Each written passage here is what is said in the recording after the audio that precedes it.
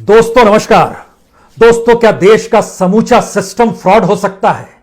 उस fraud system के जरिए जिस इंफ्रास्ट्रक्चर को बनाने का दावा किया जाता रहा हो, क्या वह भी फ्रॉड हो सकता है? और उसी इंफ्रास्ट्रक्चर के ऊपर जो अलग अलग योजनाओं और स्कीम का ऐलान किया जाता है, क्या वह भी फ्रॉड हो सकता है?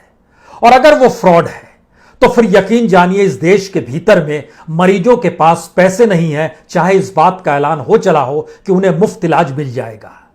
इलाज देने की स्थिति में अस्पताल नहीं होंगे, अस्पतालों में डॉक्टर नहीं होंगे, वहां पर कोई इंफ्रास्ट्रक्चर नहीं होगा। और तो और जब समूची प्रक्रिया फ्रॉड होगी तो फिर इस देश के डॉक्टर भी कहां बचेंगे। और शायद इसीलिए बीते 50 दिनों में तकरीबन 270 डॉक्टरों ने जान गंवा दी। यानी जितने डॉक्टर हम हर बरस पैदा कर नहीं पाते हैं, उससे ज्यादा डॉक्टरों की मौत इन 50 दिनों में हो गई जब कोविड की दूसरी लहर आई।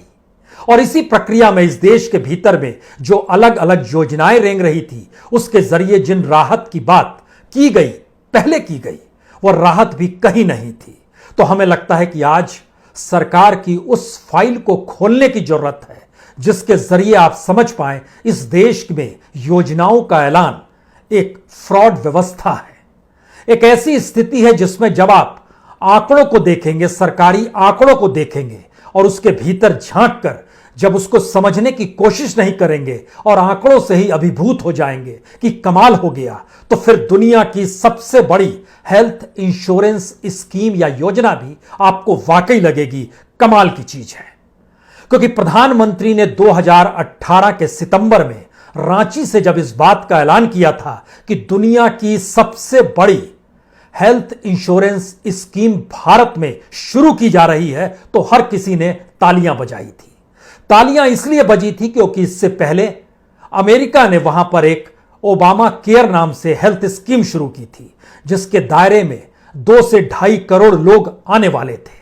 वह स्कीम अभी भी अमेरिका में चल रही है, लेकिन 2018 में मोदी केयर या कहें आयुष्मान भारत या कहें प्रधानमंत्री आरोग्य सेवा योजना के तहत तकरीबन 10 करोड़ परिवारों को उसके दायरे में लाया गया। यानी 50 करोड़ लोगों को इस देश में यह कहकर राहत दे दी गई कि आपके लिए 5 लाख का इंश्योरेंस सरकार कर रही है और हर एक बरस में आप 5 लाख का इलाज किसी भी अस्पताल में करा सकते हैं, सरकारी अस्पताल में भी, प्राइवेट अस्पताल में भी।